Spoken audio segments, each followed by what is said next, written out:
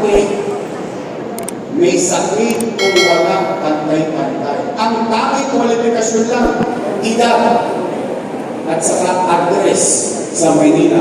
Tapos na, para hindi na magkalituhan ng mga natatanda. Eh ngayon, di 500.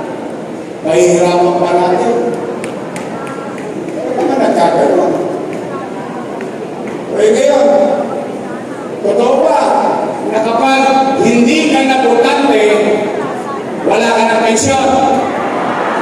Tingnan ninyo. Kung hindi masakit yan, kayo man ang lumagay sa kataliwan na yan. Ibig sabihin, buhay pa ako, humihinga pa ako, takot pa ako. Kaya lang, 6 na taon na akong nakahirami sa karamdaman. Hindi na ako makatayo, hindi na ako makaboto. Dahil wala akong boto, wala akong pensyon. Wow! Lupit mo tayo. Kaya nga malayo palang inisip ko na yun dahil alam ko, inevitable, hindi maiiwasan na ang mga matatanda ay patuloy na tatanda at tatanda ng tatanda at magkakasakit na magkakasakit. Kaya ang rule, simple, mayaman, middle class, mahirap, may sakit o wala, putante o hindi, para pantay-pantay. Eh kayo, pag walang boto, walang pensyon, tatanda din kayo. Una-una lang yan. Mauna na sila. O nay, totoo ba? Wala na kami issue.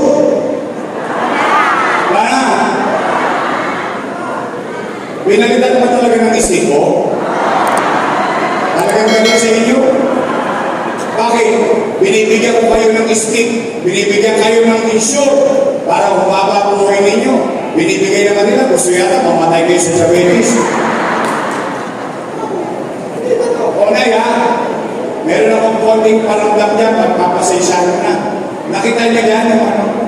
Meron kayong insure? Papasensya niya na, nasa bote lang ha. Alaw sa man ako sa pwesto eh.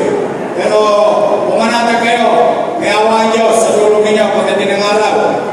Babalik ko yan sa lahat.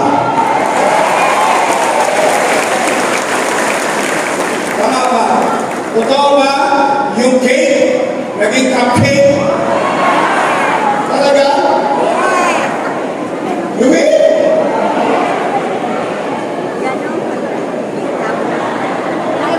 Moist lang. Totoo ba wala na rin yung black rice? Wala rin black rice?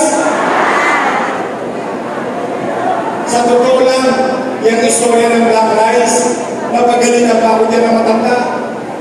Sabi sa akin ng matanda, ikaw, hindi mo na kami mahal. Bakit punay? Yung binigay ko sa aming bigas, uling pa.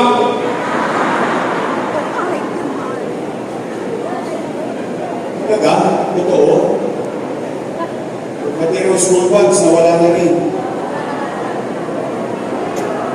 Ito, hindi pa ito issue. Issue pa lang ako.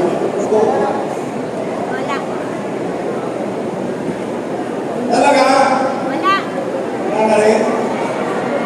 O anyway, sabi ko sa matanda, Nay, yan po yung black rice. Yan po yung pinakamahal na bigas sa buong mundo. Pinakamahal. Ang itig-itig na, ang hirap palaluin, ang una. Sabi ko, yun yung pinakamasustansyang bigas. Gusto ko lang maiparamdam sa iyo na yung nakakain ni Jaime Agustus Belgariana, matikman ko ng laman. Kasi nga gusto ko nutrina, gusto ko vitamina, gusto ko malusog. So nawala na lahat ngayon. Tingnan ninyo. Kung hindi kakonti na kakonti, pahirap na pahirap, pawala na pawala, yung mga nasimula ko sa senior citizen. Pero kung makagasto sila sa Zumba, sa Roas Boulevard, milyon-milyon. Kung makagasto sila sa pasusyo sa City Hall, milyon-milyon. Pagdating sa matatanda, pawala na pawala. Kaya kung ginagawa yun, ay, ito rin ito ka, kaya kayo meron metformin, losartan, vitamins, ensure, allowance, birthday cake, at may regalo pa kayong extra pagka Pasko bakit? At parang spoiled kayo sa akin. Alam niyo kung bakit? Kunti na lang kasi birthday niyo eh.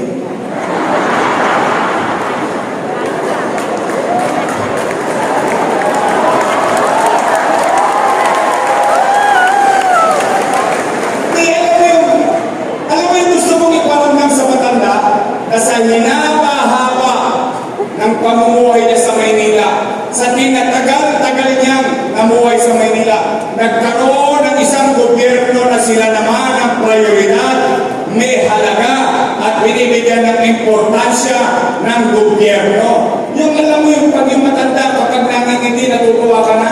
Kaya totoo yung sinasabi ni Chichi, nung bata kami, malalambot pa po namin. Kayo matitigas, inalagaan niyo kami. Ngayon matitigas na po namin. Marurupok na po nyo. Kami naman na mag-alaga sa iyo.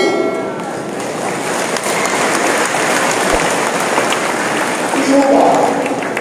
O ngayon, may bago balita. May chismis sa kong dala.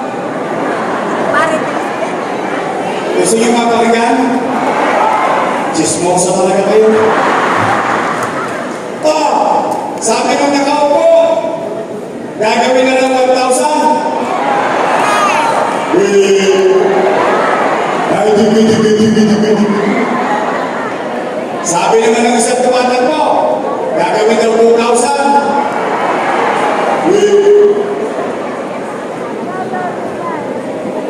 Nay, sa totoo lang akin ito.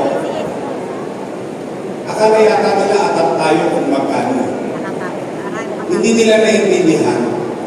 Yung itinatapos lang natin ng ilong, iniyayabang lang natin bilang senior citizen ng Maynila, na ngayon, kami mga senior, may halaga, may importansya, prioridad kami ng pamahalaan.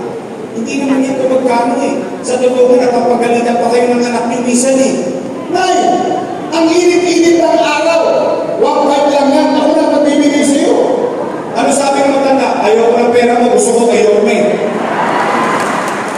Alam mo yung iniyayabang mo lang na yung mararamdaman mo na mahal ka ng gobyerno. Hindi ko magkano. Reklamo sila na reklamo, walang pera, kaya walang gamot sa health center. Reklamo sila, walang pera, kaya walang gamot sa ospital. Pero ngayong Oktubre, may kapera. Okay lang daw. January. Sige, maglubi-lubi tayo ulit. January. February. March. Nomad ka. Tatlong huli. Tama? Bigayan Abril. Tama? Ano susunod sa buwan ng Abril? Mayo. Ano meron sa Mayo? Election na! Siguro naman, alam niyo ang dahilan kung bakit nila ginagawa yun ngayon. Alam niyo po, talaga, panatag nga ako. Ako, basta, bagay, tatanda na kayo. Alam niyo na ang tama At mali. basta ako, I trust you. Yes!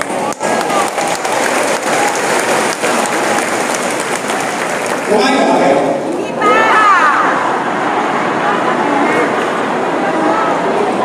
Hindi ba kayo kumakain? Nasa ka kayo hindi ba kumakain? Hindi ba kayo kumakain? Okay, pag na lilipas din yan.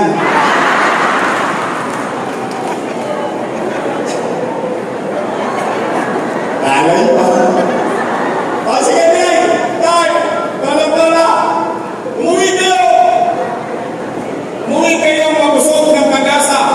Sa pag-asa man lang, mabusog kayo ngayong araw na ito. At sabihin niyo sa inyong mga anak, mahal sa buhay, may awa ang Diyos at sa tulong ninyo, nakabalik tayo, ibabalik ko ang lahat na nawala sa senior citizen.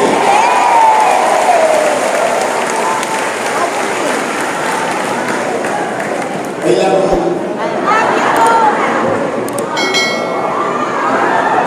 May asin pa siya. O Pwede pa to.